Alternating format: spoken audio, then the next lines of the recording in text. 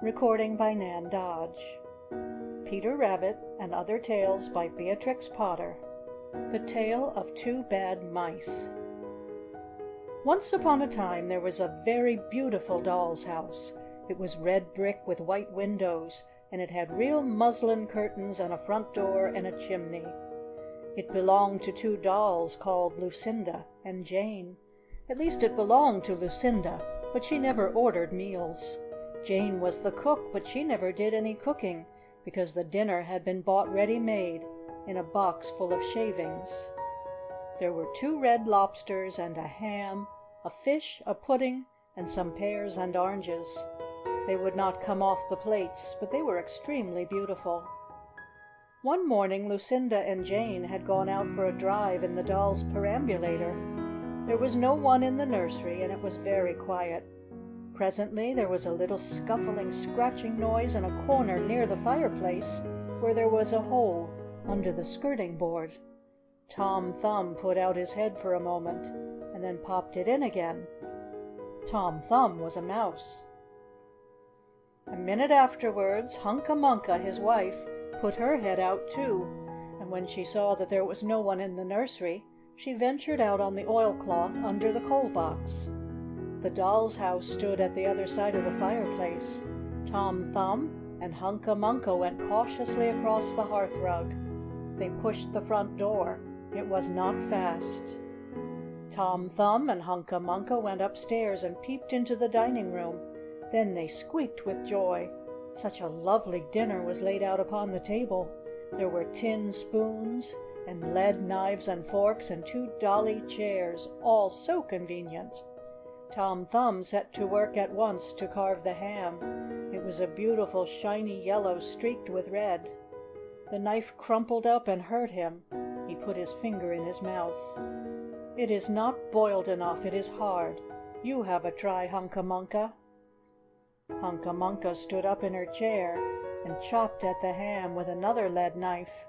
"It's as hard as the hams at the cheesemonger's," said Hunca Munca. The ham broke off the plate with a jerk and rolled under the table. "Let it alone," said Tom Thumb. "Give me some fish, Hunca Munca." Hunca Munca tried every tin spoon in turn. The fish was glued to the dish. Then Tom Thumb lost his temper.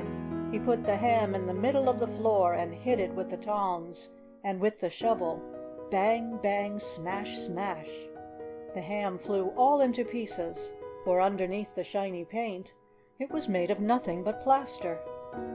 Then there was no end to the rage and disappointment of Tom Thumb and Hunca Munca. They broke up the pudding, the lobsters, the pears, and the oranges.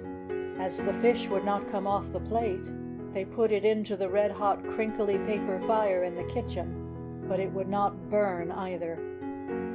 Tom Thumb went up the kitchen chimney and looked out at the top. There was no soot.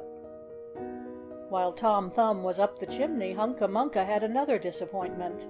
She found some tiny canisters upon the dresser, labeled rice, coffee, sago, but when she turned them upside down there was nothing inside except red and blue beads. Then those mice set to work to do all the mischief they could, especially Tom Thumb. He took Jane's clothes out of the chest of drawers in her bedroom, and he threw them out of the top floor window. But Hunca Munca had a frugal mind. After pulling half the feathers out of Lucinda's bolster, she remembered that she herself was in want of a feather bed. With Tom Thumb's assistance, she carried the bolster downstairs and across the hearth rug. It was difficult to squeeze the bolster into the mouse hole, but they managed it somehow. Then Hunca Munca went back and fetched a chair, a bookcase, a bird cage, and several small odds and ends. The bookcase and the bird cage refused to go into the mouse hole.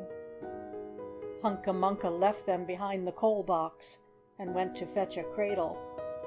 Hunca Munca was just returning with another chair when suddenly there was a noise of talking outside upon the landing. The mice rushed back to their hole, and the dolls came into the nursery. What a sight met the eyes of Jane and Lucinda! Lucinda sat upon the upset kitchen stove and stared, and Jane leaned against the kitchen dresser and smiled, but neither of them made any remark.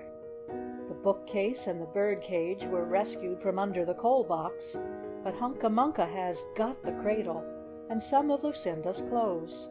She also has some useful pots and pans and several other things. The little girl that the doll's house belonged to said, "I will get a doll dressed like a policeman," but the nurse said, "I will set a mousetrap." So that is the story of the two bad mice, but they were not so very, very naughty after all, because Tom Thumb paid for everything he broke. He found a crooked sixpence under the hearth rug, and upon Christmas Eve he and Hunca Munca stuffed it into one of the stockings of Lucinda and Jane. And very early every morning, before anybody is awake, Hunca Munca comes with her dustpan and her broom to sweep the dolly's house. End of the Tale of Two Bad Mice.